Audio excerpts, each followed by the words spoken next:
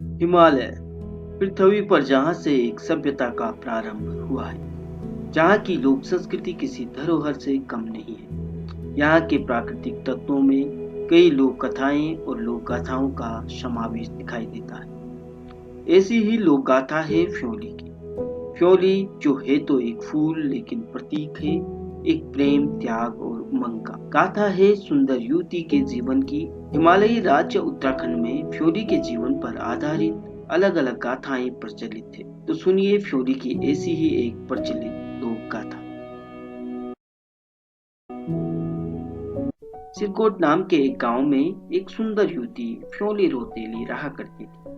वह अपने पिता नागू सूर्याल की एकमात्र संतान होने के कारण बड़े प्रेम से पाली गई थी।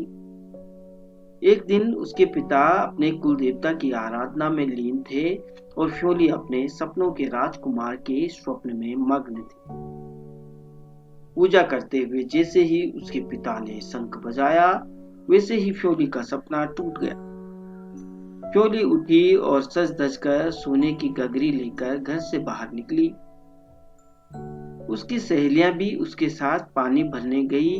सबने जल भरा और वापस अपने घर चली गई, लेकिन फ्योली हर बार की तरह नहाने के लिए वहीं रुक गई।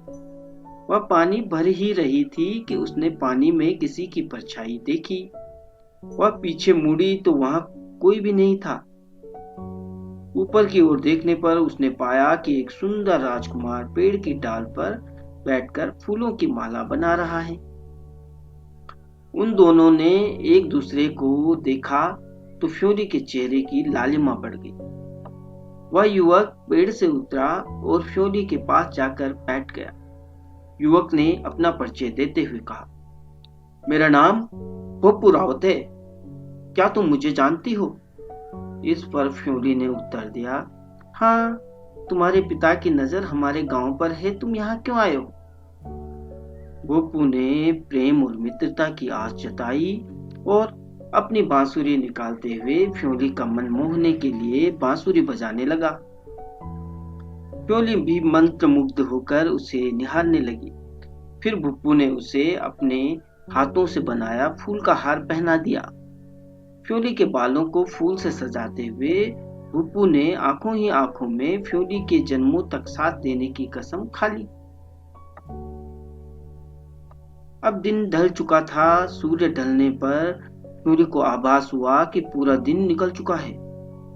वह घर की ओर भागी, जहां उसके पिता गुस्से में लाल होकर उसकी प्रतीक्षा कर रहे थे। फ्योली के बालों में फूल और गले में फूलों की माला देखकर वे क्रोधित हो गए। उन्होंने उससे देर होने का कारण पूछा तो फ्योली ने उन्हें भुप्पू के बारे में बताया। फ्योली के पिता ने गुस्से में आग बबूला होकर फ्योली को भुप्पू से न मिलने के लिए हिदायत दी, लेकिन फ्योली बोली वह अपने प्राण त्याग देगी लेकिन भुप्पू से ही विवाह करेगी। यह सुनते ही उसके पिता ने उसे जोर से धक्का दे दिया। फ्योली का सिर पत्थर से लग गया। वह जमीन पर गिर पड़ी। कुछ ही पल में फ्योली अपने प्राण त्याग चुकी थी। उसे मरा हुआ पाकर उसके पिता को बहुत दुख हुआ। यहाँ उसके पिता आंसू बहा रहे थे, वहां फ्योली इंद्रलोक पहुंच चुकी थी।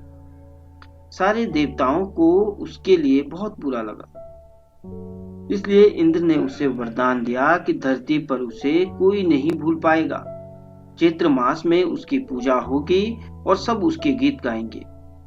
कुल देवता के पूजा के समय भी उसे द्वार पे रखा जाएगा। बस इसी लोक गाथा की मान्यता के कारण आज उत्तराखंड में फूलदेई पर्व के रूप में विशेष पर्व मनाया जाता है। आज भी फ्योली को याद किया जाता है और हर बार फूलदेई पर्व पर यही फूल बसंत के सौंदर्य का प्रतीक बनकर लोक जीवन का प्राण बनकर खिलता है। तो ये गाथा थी उत्तराखंड की एक प्रसिद्ध लोक गाथा, फ्योली की लोक गाथा।